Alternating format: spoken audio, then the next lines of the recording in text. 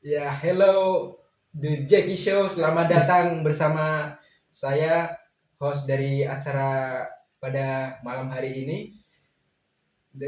Pada malam ini kita kehadiran narasumber yang sangat-sangat aktif dan juga sangat-sangat populer di kalangan oleh kita, Saudara Jackie Oktariansah. Nah, jadi pada saat ini isu yang beredar tentang isu perang antara Iran dan Israel, kita akan membahas secara mendalam dengan lensa filsafat pragmatisme. Kebetulan beliau ini juga sangat-sangat paham akan begitu. Jadi langsung saja kita mulai. Nama sebelum itu mungkin bisa diperkenalkan dulu. Oke, Nama saudara siapa, Pak? perkenalkan nama saya Muhammad Oktariansyah dengan NIM 530 50 530 5023 0007. Nah, udah cukup ya. Oke, cukup. Ya. Berarti langsung saja kita langsung ke topik yang sangat-sangat penting bagi malam hari ini. Sudah seperti dijelaskan tadi ya teman-teman bahwa isu yang beredar sekarang di media sosial baik IG, Facebook, Twitter, dan media massa itu banyak membahas tentang konflik yang terjadi antara Israel dan Iran ya teman-teman. Nah, ini sangat konflik yang sangat kompleks.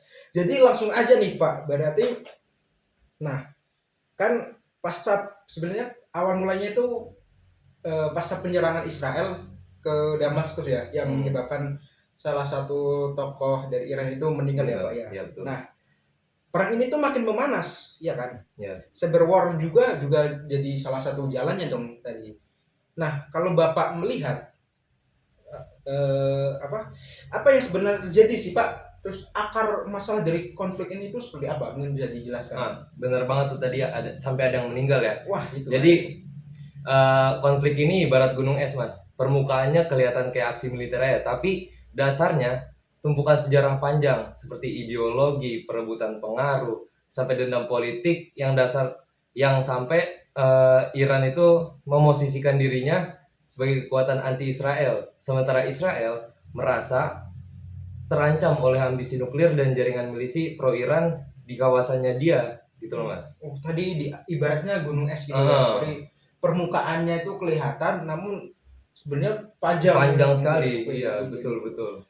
Nah, menarik nih Pak ya. Terus kalau kita geser ke perspektif ini ya Pak ya, gimana sih kita bisa pakai filsafat pragmatisme seperti yang kita bahas di awal tadi, kita membahas bagaimana filsafat pragmatisme ini bisalah untuk menganalisis dari konflik ini Pak antara Israel dan Iran ini. Bagaimana filsafat pragmatisme itu bisa menganalisisnya, itu bagaimana Pak? Jadi pragmatisme itu sederhana tapi dalam. Tokohnya seperti William James dan John Dewey ngajarin kita menilai kebenaran atau keputusan bukan cuma dari idealisme, tapi dari dampak nyata yang dihasilkan. Kalau kita lihat konflik Israel dan Iran, pertanyaannya bukan cuma soal siapa yang salah dan siapa yang benar, tapi lebih ke tindakan siapa yang benar-benar bermanfaat dan apa dampaknya ke stabilitas kawasan, bahkan sampai apa dampaknya ke kehidupan sipil, gitu loh, Mas. Oh, tadi dijelaskan tokohnya ada William James dan John Dewey. Oh, ya. Secara itu ya. Nah, selanjutnya yang ingin saya tanyakan begini Pak.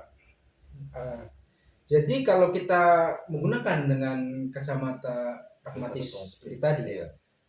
Nah, langkah-langkah yang diambil dari kedua sisi ini Pak, baik Israel maupun Iran itu bagaimana Pak?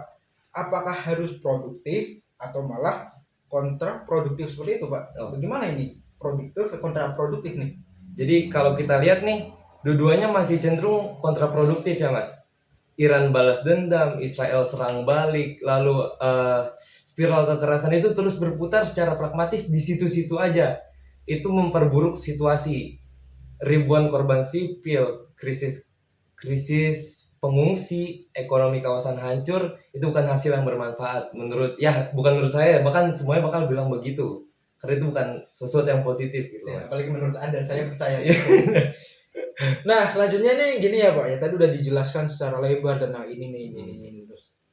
Nah, lalu solusinya itu gimana Pak? Solusi dari pragmatisme ini dengan masalah konflik tersebut itu bagaimana nih? Apalagi situasinya tadi dijelaskan seburuk itu. Terus solusinya bagaimana ini? Dari pragmatisme tadi. Ya. Oke. Pragmatisme itu ngajarin kita cari jalan keluar yang bekerja nyata, bukan sekedar wacana politik. Jadi itu bisa lewat diplomasi multilateral yang serius seperti gencatan senjata yang dikawal komunitas internasional atau perjanjian deeskalasi teknologi militer seperti senjata nuklir gitu loh Mas. Lu berarti ini nggak secara langsung itu berarti kuncinya adalah kompromi gitu. Ya, Nah, tapi bukankah kompromi itu bisa disebut sebagai kelemahannya dong, kompromi dong? malah dianggap lemah gitu ya kalau yang iya dong, berarti kan ngalah. kompromi ngalah dong, nyerah dong, suren dong itu. Apa-apaan itu kan, ya kan? Nah, justru kompromi adalah kekuatan pragmatisme seperti yang William James bilang, idealisme tanpa efek nyata hanya menjadi mimpi yang kosong.